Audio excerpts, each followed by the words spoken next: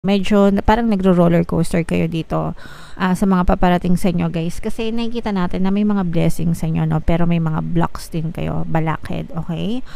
So unang-una, ito mga ano to guys, chismis.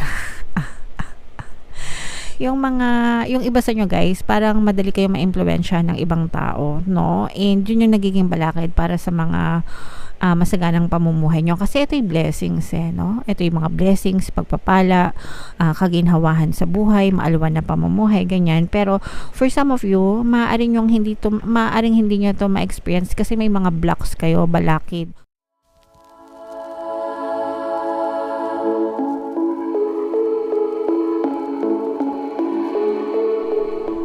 Hello guys, hello Sagittarius. Welcome back to Pinoy Pixie Tarot. Ang pamagat ng episode natin for tonight is bagong taon 2024. Happy New Year sa inyo guys. Happy 2024 sa lahat. So titingnan natin yung mga mensahe sa inyo ng inyong mga gabay ngayong bagong taon and kung ano yung paparating sa inyo. Okay? So, general reading lang guys, pwede mag-resonate, pwedeng hindi, positive and negative energy. Comment down below mga kapigsi if feeling nyo naka-resonate kayo sa mga mensahe para sa inyo. So, dito sa deck na to guys, tingnan natin yung mga mensahe sa inyo ng inyong mga gabay. True love mga kapigsi. So, romantic relationship ito guys. The romantic stirrings in your heart have propelled the universe to deliver great love to you. So, ibig sabihin nito guys, magiging maganda, harmonious yung inyong relationship pagdating sa romantic department nyo guys, no? So, kung meron kayong mga partner or specific person, maaaring nyo maramdaman yung kanilang init ng pagmamahal. Kumbaga, New Year pa lang pero Valentine's Day na kayo. Okay, so i-mind nyo na to guys sa mga kapiksi naman natin na mga single, no, and mga naghahanap ng karelasyon. Huwag kayong mag-alala kasi i-deliver sa inyo ng universe yung great love na deserve nyo, okay? Meron tayo guys na subliminal, no, to attract love and relationship para sa mga single natin na mga kapiksi. Hanapin nyo lang dun sa playlist natin na relationship subliminals, no, para talaga ma-attract nyo yung tamang person para sa inyo guys, okay? So i-mind nyo na yan guys, mind harmonious relationship, mind new partner, mind new love, mind new SP sa mga single natin na mga kapiksi na gusto talagang magkaroon ng relasyon mga kapiksi or karelasyon. And this is the best time for you na mag-detox guys, mag-cleanse, no? It's time for a cleansing detoxification of your body and mind. So, maraming pamamaraan ng pag-cleanse. Ginagawa natin yung pag-cleanse mga kapisi para mapagpag na mawala yung mga kanigahan natin sa buhay and ma-recharge din yung ating energy. So, yung pinaka-the best is yung paliligo sa dagat. Kasi yung dagat guys, may natural cleansing properties yan. So, kung malapit kayo sa mga ilog dagat, tubig dagat, ganyan, ilog dagat. Tubig dagat, anyong tubig yan. Maligo kayo guys, samantalahin nyo lalo't libre, no, kung malapit lang naman kayo kasi may mga cleansing properties talaga yan and nakakapag-recharge kayo. Kung malayo naman, pwede naman kayo maligo na sa banyo, tubig na may asin, mga kapiksi, okay? Kasi same din yung effect nun guys, alright? And maraming pang pamamaraan guys, pwede rin kayo magpausok, ganyan. Kung ano yung feel nyo na komportable sa inyo, gawin nyo mga kapiksi. Kayo na lang yung bahalang mag-research kung ano yung peg nyo na for cleansing guys, okay? And ito naman guys, use your emotions, no? Honor the cycles of your body, energy levels and emotions. So yung inyong emotion guys, yung ating emosyon, sumusunod yan sa kung ano yung pattern of thoughts natin. Hindi pwedeng nag-iisip ka ng masaya tapos malungkot ka. Hindi rin pwedeng nag-iisip ka ng malungkot tapos masaya ka, di ba? Pag malungkot yung iniisip mo, malungkot din yung nararamdaman mo. Pag masaya yung iniisip mo, masaya din yung nararamdaman mo. So, use it as a feedback. Ano yung nararamdaman ko ngayon? Bakit ako malungkot? Anong iniisip ko? Bakit ko to iniisip? Di ba? Because nasa isip lang yan. It's all in the head mga kabigsi. And wag nyong hayaan na maapektuhan kayo ng mga bagay na iniisip nyo.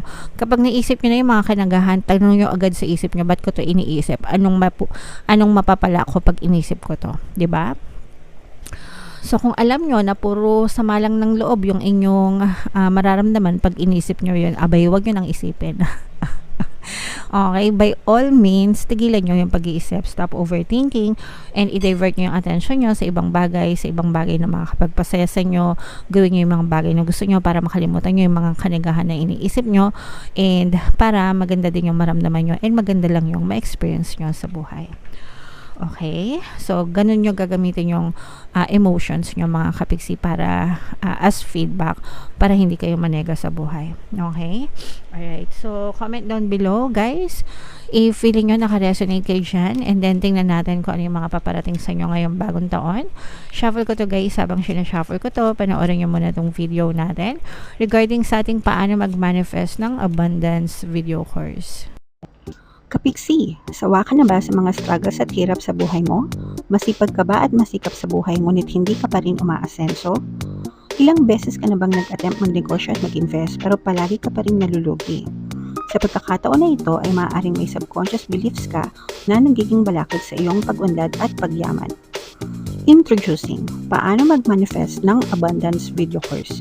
Dito ay matututunan mong ma-overcome ang mga balakid mo para tuluyan ka ng umunlad, umasenso, sumagana, maging matagumpay, successful at maswerte sa iyong kabuhayan, pera, trabaho, negosyo, salapi at kaperahan ng bonggang-bongga. Dali, mag-send na ng email sa pinoypixitaro@gmail.com at simulan na ang iyong pagyaman ngayon. Alright. So, gusto mo bang yumaman, kapiksi? Kung gusto mong yumaman, umunlad at umasenso ng bonggang-bongga, mag-avail ka na ng course, guys, kasi sobrang ganda talaga niyan. And good news mga kapiksi, no, dahil Christmas season ngayon, guys. Meron tayong Christmas sale, no? Ilang araw na lang yung natitira. Magbibigyan ko ng 10% discount plus 1 free pampaswerte subliminal. Hanggang December 31 na lang yan, guys. So, samantalahin nyo habang may sale pa tayo.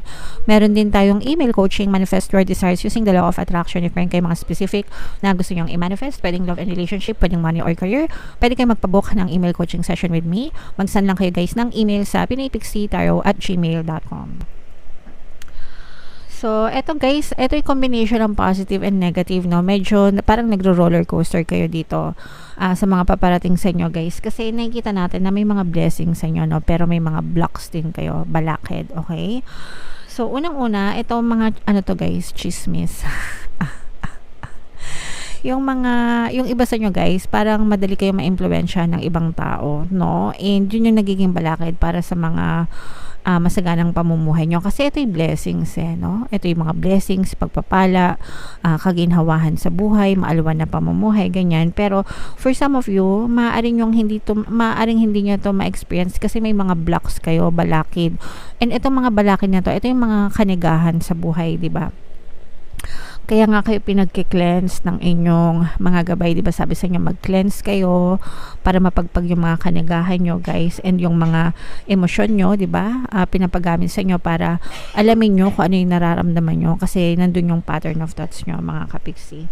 And in your case, guys, huwag kayong masyadong magpapaniwala sa mga pangbabash ng mga tao, sa mga toxicity sa paligid nyo, sa mga mapanirang marites, mga mema, ganyan, may masabi lang, may masira lang. Kasi yung iba sa inyo, parang nai-impluwensyahan kayo ng kanagahan sa buhay nyo. Parang meron kayong gustong gawin, tapos pagka nalaman ng ibang tao or ng mga, sometimes kasi sino pa yung mga kaibigan natin, yung mga malapit sa buhay natin, yung mga kapamilya natin, sila pa yung hindi susuporta sa'yo, di ba? Kung ano-anong sasabihin, naku, wag na yan, ganyan, baka ganito, ganyan. So, imbis na sa kanila ka humugot ng support, minsan sila pa yung mangda-down sa'yo, mangnenega sa'yo. So, okay lang naman na manghingi ng suggestion, recommendation sa kanila, but at the end of the day, guys, ikaw pa rin yan, no? Ikaw pa rin yung masusunod, nasa iyo pa rin yung huling salita, mga kapiksi. So, wag mong pakinggan yung mga negang sinasabi ng mga tao sa iyo kasi balakid yan, no? Instead, believe in yourself, guys. Believe in yourself, trust the universe, trust the divine. Especially, guys, pag nagdadasal kayo, dapat talaga punong-puno kayo ng pananampalataya at pagtitiwala na ipagkakaloob sa inyo yung mga pinagdadasal nyo. So, huwag kayong makinig sa mga kanigahan ng ibang tao para ma-experience nyo itong mga blessings na to. Okay? So ito guys, i-mind nyo na to sa comment section guys. Mind blessings, mind pagpapala, mind kasaganaan. Kasi ma-experience nyo talaga and for some of you guys, talaga magiging stable yung inyong bagong taon, no? Magiging stable yung inyong finances, mararamdaman nyo na secure kayo, very secure kapag ka na-overcome nyo itong mga balakid na to, mga kapiksi. Pero yung iba sa inyo guys, wag din kayong masyadong magmalaki, wag din kayong masyadong magmataas, mga kapiksi. Kumbaga, stay humble guys, no? Kasi maaari kayong mag-cause ng trouble or maaari kayong maka-experience ng trouble kapag masyado kayong nagmataas sa buhay nyo. So, wala may mga ganong tao talaga guys na nambabato kahit wala namang kayong kasalanan sa kanila. Kasi may mga taong inggit, may mga taong gustong humila sa'yo pababa. Kaya ganon. So mas mabuti pa yung humble, no? Yung tahimik na lang para tahimik kayong yumayaman, tahimik kayong umaasenso, para wala kayong masyadong marinig na kanigahan sa ibang tao. Kasi people will judge you, no? Kahit ano pang ginagawa mo, mabuti or masama. Ganun yung mga human, di ba? Ganun mag-isip talaga yung ibang tao. So hayaan na lang natin sila. Basta kayo be proud of what you've achieved, and dapat yung paa palagi nakatutok nakatuntong lang sa lupa, mga kapiksi, kasi yung mga taong mapagkumbaba lalo yang itinataas ng nasa taas, mga kapiksi. So stay humble, mga kapiksi, and always be grateful sa lahat ng blessings nyo. Okay? Alright, so yan ang mga paparating sa inyo, mga mensahe para sa inyo sa Sagittarius ngayong bagong taon. And bago matapos yung reading natin guys, samantalahin ko to. Thank you all so much guys sa pagsama nyo sa akin ngayon 2023, and sana samahan nyo pa rin ako sa 2024, mga kapiksi, sa ating YouTube channel, sa ating Facebook page, and sa ating Instagram page. Salamat sa lahat ng pag-like nyo, pag-comment nyo, and pag-share nyo ng ating mga videos. Yung mga palagi nagko-comment ng mine, tsaka claim yan, thank you all so much, kasi super laki talaga nang naitulong nyo sa channel natin. I love you all so much, mga kapiksi. Happy New Year sa inyo, and sana maging masagana talaga kayo sa bagong taon guys. Ito yung ating 2024 kapalaran. Kung hindi nyo pa napapanood, panoorin nyo guys, kasi 2024 na. And ito yung ating success stories ng paano mag-manifest ng abundance video course. Click here to subscribe guys, and click here to join our membership program. Thank you for liking, sharing, and subscribing. See you again next time. I love you all. Have a nice day. Bye bye.